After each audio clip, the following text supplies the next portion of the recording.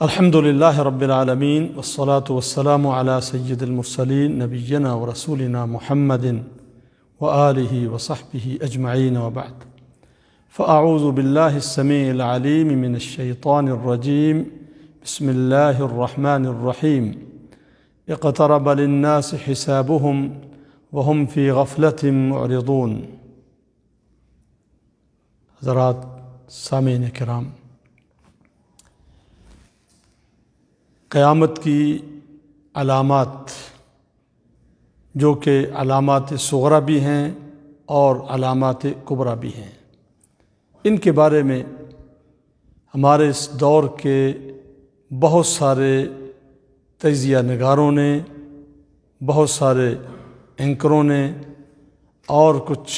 دانشوروں نے گفتگو کی ہے، جن میں جو مشہور و معروف نام ہیں ڈاکٹر اسرار احمد رحمہ اللہ، انہوں نے اس کے بارے میں بہت ساری گفتگو کی ہے، اور جو ہمارے موجودہ صحافی حضرات ہیں یا تجزیہ نگار ہیں ان میں اولیاء مقبول جان اور پھر جناب مبشر لقمان، انہوں نے اس کے بارے میں بہت ساری باتیں کی ہیں۔ اسی طرح ایک شخص جس نے نبوت کا جھوٹا دعویٰ کیا، جو کہ دجال اور کذاب ہے، احمد عیسیٰ، اس نے اس کے بارے میں بہت ساری قسطوں میں گفتگو کی اور پھر اس کے آخر میں اس نے نبوت کا جھوٹا دعویٰ بھی کیا۔ میں اس لیے قیامت کی علامات کے بارے میں گفتگو کرنا چاہوں گا، اور یہ جو رمضان کا مہینہ ہے انشاءاللہ رات کو نماز تراویح کے بعد تقریباً 10:30 بجے کے بعد 10:30 بجے 11:45 بجے ہم یہ سیریس چلائیں گے، اس پر مفصل گفتگو ہوگی۔ علامات صغریٰ سے مراد کیا ہے اور علامات کبریٰ سے مراد کیا ہے۔ میں یہ سمجھتا ہوں کہ ان علماء نے یا دانشوروں نے جو گفتگو کی ہے، بہت حد تک انہوں نے تجزیہ بھی کیا ہے، ان احادیث کے بارے میں انہوں نے بہت گہری نظر سے سوچ و بچار سے کام لیا، لیکن اس کے باوجود بہت ساری انہوں نے غلطیاں کی ہیں۔ مثال کے طور پر ڈاکٹر اسرار احمد رحمہ اللہ، ان کا یہ کہنا، غالباً 2010 میں ان کا انتقال ہوا ہے، اور وہ اپنی زندگی میں یہ کہہ کر گئے ہیں کہ قیامت کی جو بڑی علامات ہیں ان میں امام مہدی کا پیدا ہونا ہے، امام مہدی، جس کے بارے میں نبی اکرم صلی اللہ علیہ وسلم کے بہت سارے فرامین ہیں، اور یہ احادیث صحت کے درجے کو پہنچتی ہیں، جن کا کوئی انکار نہیں کر سکتا۔ تو امام مہدی کے بارے میں انہوں نے اپنی زندگی میں کہا تھا کہ وہ پیدا ہو چکے ہیں، موجود ہیں اس وقت، بس ان کا اعلان ہونے والا ہے۔ ان کا یہ کہنا کہ وہ پیدا ہو چکے ہیں اور ان کا اعلان بالکل قریب ہے، میں سمجھتا ہوں کہ یہ حد سے تجاوز کرنا ہے، یہ صحیح نہیں ہے۔ اسی طرح اولیاء مقبول جان جو کہ محقق ہیں، بہت گہری نظر رکھتے ہیں، تجزیہ کرتے ہیں، احادیث ان کے سامنے ہیں، انہوں نے جو غالباً 19 اپریل کو ایک ویڈیو جو میں نے سنی، اس میں انہوں نے کہا کہ 2022 کو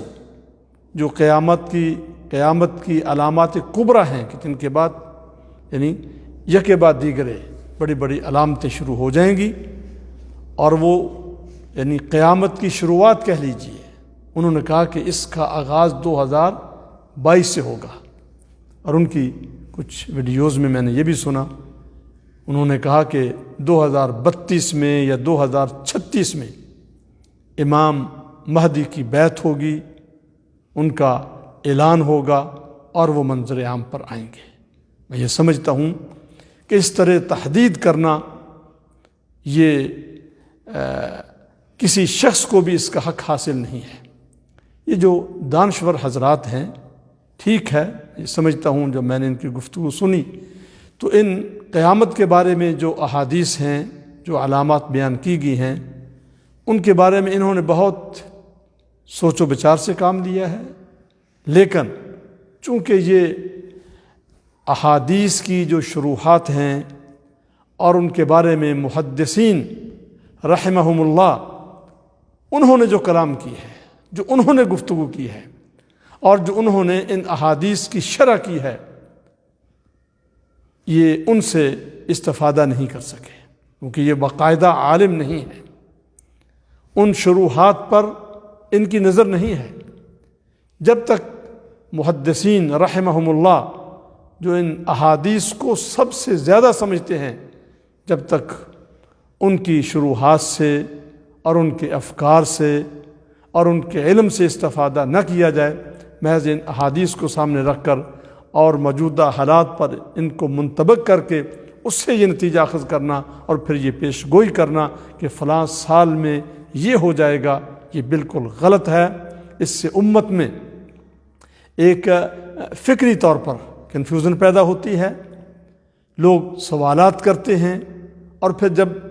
ان کے کہنے کے مطابق اس سال وہ نہیں ہوگا تو لوگ تو یہ سمجھتے ہیں کہ یہ حدیث کی تشریح کر رہے ہیں، پھر ان احادیث پر زد پڑے گی۔ لوگ یہ سمجھیں گے کہ ڈاکٹر صاحب نے جو بات کی ہے یا مقبول جان صاحب نے جو بات کی ہے، ان کی بات تو صحیح، انہوں نے تو حدیث کی تشریح کی ہے، اب حدیث جو ہے پتہ نہیں کہ وہ کیا ہے، پھر لوگ حدیث کے بارے میں شک و شبہ میں مبتلا ہو جائیں گے۔ لہذا میں نے ضروری سمجھا ہے، اور پھر میں یہاں پر یہ بھی کہوں کہ مبشر لقمان ایک اینکر ہیں، تجزیہ نگار ہے، صحافی ہے، اس کا کیا کام ہے، اس کو کیا حق حاصل ہے کہ وہ اس کے بارے میں گفتگو کرے؟ وہ اپنی حدود میں رہے، جو اس کا فیلڈ ہے وہ اس کے بارے میں تجزیہ کرنا۔ اور پھر ویسے بھی اگر دیکھا جائے تو بحیثیت صحافی ہونے کے، بحیثیت اینکر ہونے کے، وہ مختلف ہی شخصیت ہے، اور یہ جو احادیث ہیں ان کے بارے میں کلام کرنا، یہ تو علماء کا کام ہے، یہ صلحاء کا، اتقیاء کا کام ہے، یہ بہت بڑی امانت ہے۔ محدثین رحمہم اللہ کہ وہ کوئی عام لوگ نہیں تھے، وہ علم میں اور عمل میں، تقوی میں، تدین میں، زہد و ورع میں وہ بہت اونچا مقام رکھتے تھے، اور ایک ایک لفظ لکھتے ہوئے وہ بہت زیادہ احتیاط سے کام لیتے تھے۔ کیا یہ صحافی اس قدر احتیاط سے کام لیتے ہیں؟ کیا ان کے دلوں میں اللہ تعالیٰ کا اس طرح ڈر موجود ہے؟ یہ اس طرح کے متقی اور پرہیزگار ہیں؟ نہیں۔ تو جب یہ نہیں ہیں، ان کو کوئی حق حاصل نہیں ہے کہ وہ اپنی طرف سے آئیڈیاز پیش کریں اور اندازے لگائیں اور ان احادیث کو جو موجودہ حالات ہیں ان پر منطبق کریں اور پھر اس سے اپنی مرضی کی نتائج اخذ کر کے سال تک کو فکس اور متعین کر دیں کہ فلاں سال یہ ہوگا اور فلاں سال یہ ہوگا۔ اللہ کے محبوب پیغمبر علیہ الصلاۃ والسلام جو صاحب وحی ہیں، جو صاحب شریعت ہیں، ان سے جب حضرت جبریل علیہ السلام نے سوال کیا تھا قیامت کے بارے میں، آپ بھی ارشاد فرما سکتے تھے کہ 15ویں صدی میں یا 16ویں صدی میں یا 17ویں صدی میں یا اتنے سال کے بعد قیامت اس کی شروعات ہوں گی، اتنے سال علامات صغریٰ ہوں گی، اس کے بعد پھر علامات کبریٰ ہوں گی۔ آپ بھی یہ کہہ سکتے تھے، لیکن آپ نے نہیں کہا۔ اشارات موجود ہیں، لیکن آپ نے کسی سال کو یا کسی صدی کو متعین نہیں کیا۔ جب صاحب شریعت نے کسی سال کو متعین نہیں کیا، کسی صدی کو متعین نہیں کیا، تو پھر ان دانشوروں کو، تجزیہ نگاروں کو کیا حق حاصل ہے کہ وہ اپنی طرف سے سال متعین کر دیں یا کوئی دہائی متعین کریں؟ ان کو کوئی حق حاصل نہیں پہنچتا۔ لوگ ہم سے سوالات کرتے ہیں، لوگ پوچھتے ہیں۔ پہلی بات تو یہ ہے کہ عوام الناس کو چاہیے ہی نہیں کہ جو دین سے متعلقہ چیزیں ہیں وہ ان دانشوروں سے وہ حاصل کریں۔ ٹھیک ہے، دانشور اپنا ایک تجزیہ پیش کریں کہ ہماری یہ تحقیق ہے، لیکن اپنی تحقیق میں اس قدر آگے نہ بڑھیں کہ اس کو وہ متعین کر دیں کہ فلاں سال یہ ہونے والا ہے اور یہ ہونے والا ہے اور یہ ہونے والا ہے۔ یہ جو اشارات ہیں احادیث کے اندر، یہ بہت دور کے اشارات ہیں، بہت دور کے اشارات ہیں، اور بعض دفعہ ایسے ہوتا ہے کہ وہ گزر جاتا ہے واقعہ، اس کے بعد پھر اس کا تجزیہ کیا جاتا ہے کہ اچھا یہ جو فلاں واقعہ تھا، ہو سکتا ہے کہ یہ جو حدیث ہے اس کا یہ یعنی اس میں جو پیش گوئی تھی یہ اس کا نتیجہ ہو۔ لیلۃ القدر جو ہے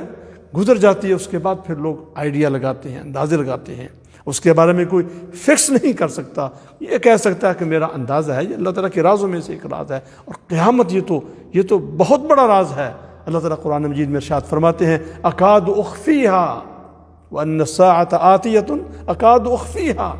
کہ بے شک قیامت آنے والی ہے، قریب ہے میں اس کو مخفی رکھوں۔ حضرت عبداللہ بن مسعود رضی اللہ عنہ اس کی تفسیر بیان کرتے ہوئے ارشاد فرماتے ہیں کہ اس کا مفہوم یہ ہے، رب ذوالجلال فرماتے ہیں قریب ہے کہ میں اپنے آپ سے بھی اس کو مخفی رکھوں، یعنی یہ اس قیامت کے دن کے بہت زیادہ اخفاء کی طرف اشارہ ہے۔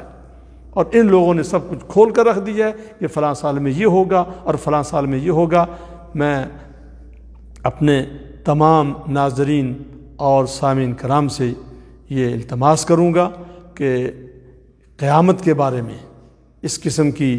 گفتگو کرنے والے جو ہمارے دانشور حضرات ہیں ان کی باتیں یہ قابل اعتماد نہیں ہیں۔ ہم انشاءاللہ کوشش کریں گے کہ محدثین رحمہم اللہ انہوں نے جو تشریح کی ہے ان احادیث کی، جو انہوں نے اس کے بارے میں اپنی رائے دی ہے، اس کے بارے میں ہم گفتگو کریں، ان کے علم سے ہم استفادہ کریں۔ اور علامات صغرا یہ تو بہت ساری ہیں، اس کے بارے میں پہلے بات ہوگی، اور پھر جو علامات کبریٰ ہیں ان میں امام مہدی کا اعلان، ان کی بیعت کا ہونا، اور پھر حضرت عیسیٰ علیہ السلام کا نزول، اور پھر دجال کا آنا، اور پھر پوری دنیا میں فتنہ و فساد برپا کرنا، اور یاجوج ماجوج، یہ بڑی چیزیں ہیں۔ اس کے بارے میں انشاءاللہ پھر ہم گفتگو کریں گے کہ احادیث میں اللہ کے محبوب پیغمبر علیہ السلام نے جو ارشاد فرمایا ہے ان حالات کے ساتھ کیا ان کا لنک ہے۔ اللہ تعالی ہم سب کو صحیح معنوں میں کتاب و سنت سمجھنے اور اس پر عمل کرنے کی توفیق عطا فرمائے۔